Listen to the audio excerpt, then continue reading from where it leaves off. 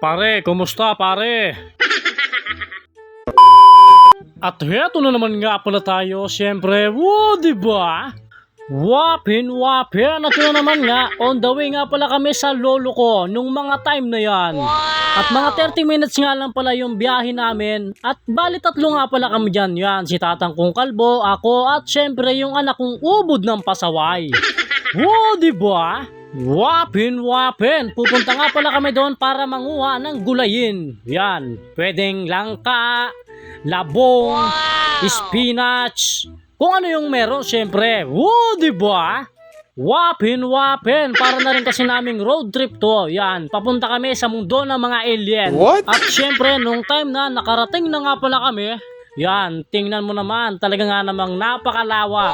At nasa tuktok nga pala kami nung mga time na yan.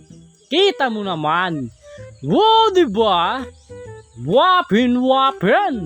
At pagdating nga namin, syempre tamang video lang ako ng konti. Napakaganda kasi talaga guys ng tanawin dito, lalo na't nasa taas ang pwesto namin. Diba? Wapin.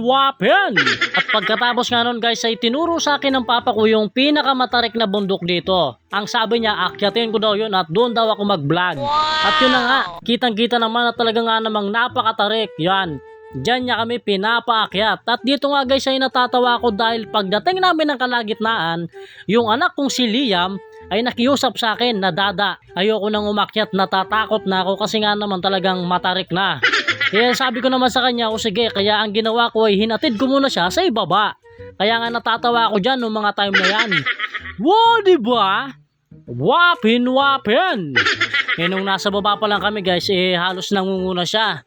Nung nasa bandang kalagitnaan na kami, umatras na siya. Pinabalik ko na lang muna sa baba. Diba? Wapin. At dito nga guys, bago ako makarating ng pinakatuktok, sinecure ko muna yung pupuntahan ko dahil may mga puno. Tinignan ko muna kasi baka mamaya may putakte, mahirap na. Diba? Wapin. Isipin mo yun, baka mamaya may putakte doon tapos nilusob ako, ang taas pa naman. At yan na nga guys, yan, kung makikita nyo, talagang makikita nyo lahat dito. Yan, kita na lahat dito dahil nga naman talagang napakatarik na nito. Diba? Wapin. Pag gusto mo talagang i-relax yung putotoy mo, ay yung sarili mo, pumunta ka lang sa ganitong lugar kapag may time ka. Diba? Wapin. Kita mo na lahat. Wow! Napakaangas. Pag nalaglag ka dyan, dire-diretso ka ng ilalim.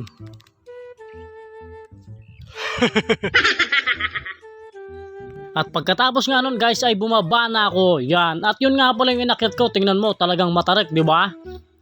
Diba? Wapin. At pagkatapos nga nun, syempre ay may pinuntahan pa ulit kami sa pinakababa niyan. Yan, dahil mangunguha daw kami ng langka.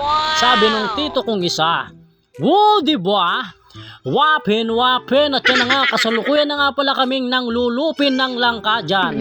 Kita nyo naman. Diba? Wapin. Pero syempre joke lang yon, di namin nilupin yon, talagang binigay yun ng lolo namin. Diba? Wapin. At pagkatapos nga nun syempre naglakad-lakad din kami. Yan. At saka ako na nga rin pala binati si pare Koy. Pare. At pagkatapos nga nun guys, syempre after 30 minutes nga na paglibot-libot namin dito sa ilalim, umakyat na rin kami dahil oras na rin. Diba? Wapin. Tingnan mo naman, talaga nga namang matarik at talagang hinihingal din yung anak ko noong mga time na yan. Diba? Wapin. At heto na nga pala yung aming nakuha. Yan, 2-0 na kaagad plus may panggata pa. Diba? San ka pa? Diba? Wapin. At saka ko nga rin para tinikman yung sampalok na hinog na parang tutuli na. Maasim naman. Diba? Wapin. At pagkatapos nga nun guys, syempre ay bumaba na nga pala kami dahil wala yung lolo ko nung mga time na yan.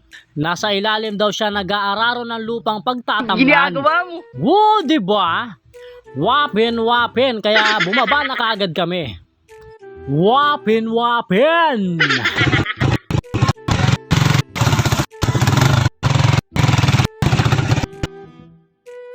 At pagdating nga namin doon ay nanguha na kagad ako ng aya. Yan. Kung hindi nyo maintindihan yung aya guys, para siyang yung spinach. Ang kinaiba lang ng aya na to meron siyang tinik. Yung spinach wala. Kaya medyo nahihirapan akong manguha nung mga time na yan. Dahil talagang natitinik din ako. Oh, no! Wow, diba? Wapin wapin. At tusawang pagkuha sana guys. Kaso nga lang talaga yung kamay ko kasi hindi ganun karami yung nakuha ko, pero okay lang yon. Wow, diba? Wapin wapin! Ginagawa mo? At yan na nga guys, yan. Ganyang kalawak yung taniman ng aya doon. Nakakalating sako na rin naman ako, okay na yon. Wow, diba? Wapin wapin. At ang naging next target nga pala namin ay labong. Yan, kita mo naman. Talagang napaka-veterans ni Tatang Kong Kalbo sa pagkuha niyan. Lalo na't paborito daw niya yan. Wow, diba? Wapin wapin!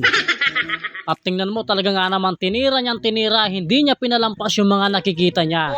Ito daw ang pinaka-banding namin sa Father's Day kahapon dahil wala man lang nagbigay ng regalo sa amin. Ginagawa mo? Wow, diba? Wapin wapin! Pero kahit ganun pa man ay okay lang yon. At heto na nga pala lahat ng nakuha niya. Yan. At syempre dahil siya ang taga-tabas, ako ang taga-bitbit. Yan. Wow, diba? Wapin wapin! At talaga nga namang hindi pa siya nakontento. Yan, talagang tinira pa niya yung gabi. Ang tataba pa naman ng gabi sa tabing sapa. Pero sabi naman ng lolo ko basta't ba daw gusto namin kumuha ng gulay punta lang kami sa kanila.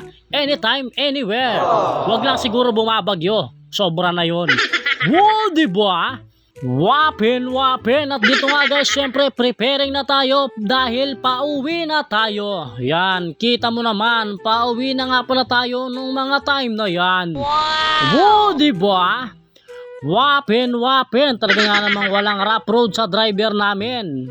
Talagang hataw si Tatang Kong Kalbo nung mga time na yan dahil oras na rin kasi. Wow, diba? Wapin wapin!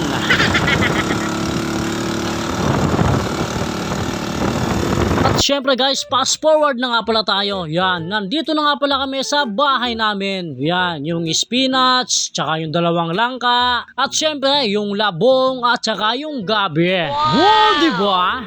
Wapin wapin! At syempre guys, hanggang dito na lang. Wapin wapin!